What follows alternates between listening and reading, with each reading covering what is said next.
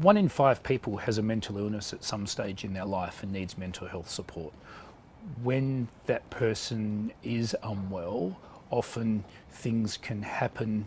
They can be subject to trauma, they can have a range of issues with their employment or things, and they can then get caught in either a financial or a lifestyle or a personal crisis, to the point that it's extremely difficult to try and manage their way out of that unsupported, and or to manage their way through the situation.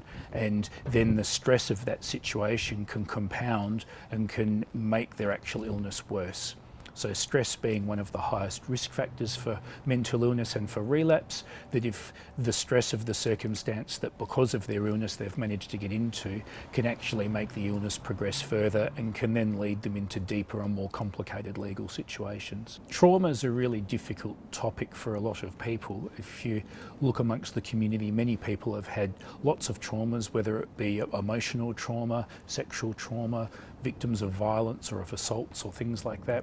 And disclosing that can be quite difficult for somebody, yet when they're dealing, when they have to negotiate within the legal system, or whether it's as a result of that trauma or other events that have happened, that then become far more complicating for that person to manage, because it can invoke some of the emotions or the feelings in them that the trauma initially created. I think it's very important to get a broad perspective on your client's strengths, and that can be asking quite broad, open-ended questions. So to avoid the risk of just seeing your client through the prism or the gaze of their mental illness and go broader than that. So you're needing to know them as a person, which is going to be important if capacity issues come up, but also in painting to a court or a tribunal the breadth of the person's strength. So you need to find out those. When speaking to an individual with mental illness, some of them may not have a great deal of education or knowledge about particular issues. It can be useful to use simple language, small sentences, and speak slowly with the individual as well. But then it's also important to also remember not to talk down to the individual or assume that the individual doesn't have a good educational background. I think it's important just to be straightforward, and the starting point for language is your own expectations, so that you're needing to gain information from someone who may be on the defensive, may have spoken to a lot of professionals who they felt haven't actually tried to understand them at all. So you're needing to develop empathy. Empathy is not sympathy, it's not feelings, it's not over promising, it's just understanding what it may be like to be in that person's situation with the issues that they're facing. So it's an intellectual exercise rather than an emotional experience. Asking open-ended questions is important.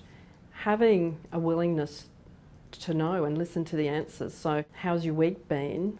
What's brought you here today?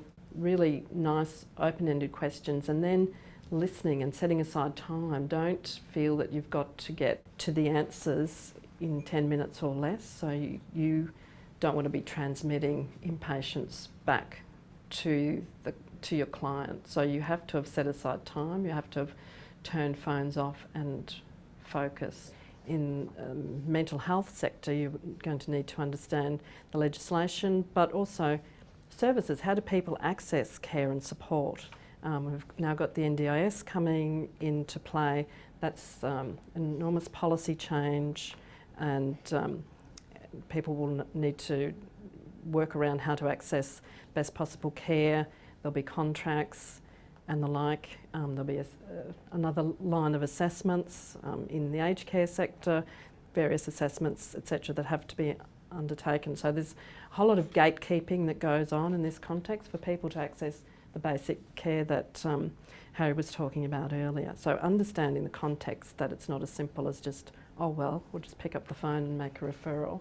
First and foremost, it's important to put aside all biases and assumptions about mental illness and about how mental illness can potentially impact on an individual. and, as I've mentioned, not to view the individual through the lens of mental illness. Second, some individuals might experience symptoms that might be referred to as, for example, paranoia or persecutory delusions, and might be sceptical about the advice that a lawyer gives or recommendations that a lawyer gives, particularly if they don't accept or agree with the advice. So it can be important from the outset to clearly indicate and explain the role of the lawyer and the duties of the lawyer. For example, duty of confidentiality and the lawyer's independence from other services such as health services, for example.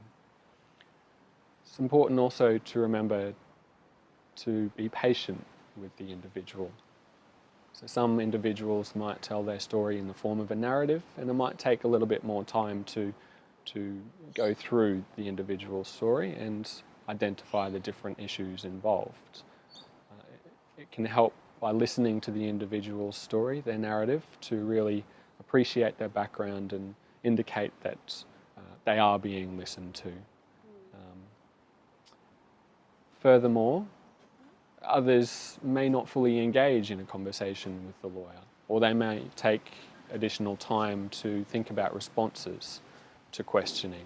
So it's important to also be patient and give them time to respond to questions. In all cases, it may be more appropriate to leave discussion about mental illness, diagnosis, symptoms and medication towards later on in the discussion, so that the lawyer has had the opportunity to build a bit more rapport and trust and confidence in the individual. Best things to think about when building trust and rapport is that it depends on each individual. It may take additional time to build trust and rapport with an individual. It may be necessary to build trust and rapport over several appointments. If in doubt, it's something that you can ask the individual directly. Is there anything else that we can do to assist you to make you feel more comfortable? If an individual finds it difficult to talk about a particular issue, it's something that I would usually suggest, okay, hey, let's come back to this. Let's move on and go on to something that's perhaps a little less emotive or confrontational, and come back to that topic once you've built a little bit more rapport and trust with the individual. It's always important to encourage an individual to manage their own mental well-being. Many individuals with persistent long-term mental illness in particular might feel a sense of lack of control or powerlessness, and that they aren't being listened to. The approach that the lawyer takes should recognise the importance and value of instilling a sense of confidence, a sense of control and self-determination within the individual that they are assisting. So it's important to encourage the individual, wherever possible, to take steps to managing their own mental well-being, as well as other legal and non-legal issues wherever they can. Build the confidence, build the individual's capacity to manage their own lives, and build the skills by providing the advice, the information and the guidance that they need to ensure that they are adequately equipped to avoid these issues in future. It's important also to acknowledge that an individual with mental illness might not have great organisational skills. If that's the case, then the individual may not necessarily follow up on the lawyer's advice or recommendations following an appointment, or may not follow up on referrals that the lawyer has made for the individual as well. A simple follow-up following the initial appointment can be enough to remind the individual and to check up on how they're going, to make sure everything is going smoothly. Finally, I think it's also important to remember that the individual may have ongoing supportive therapeutic relationships with other individuals and other services, such as, for example, with doctors or healthcare professionals. Yeah. It's important to not do any damage to those relationships and to respect those relationships, as they're likely to be ongoing well beyond the advice and services that the lawyer can provide the individual.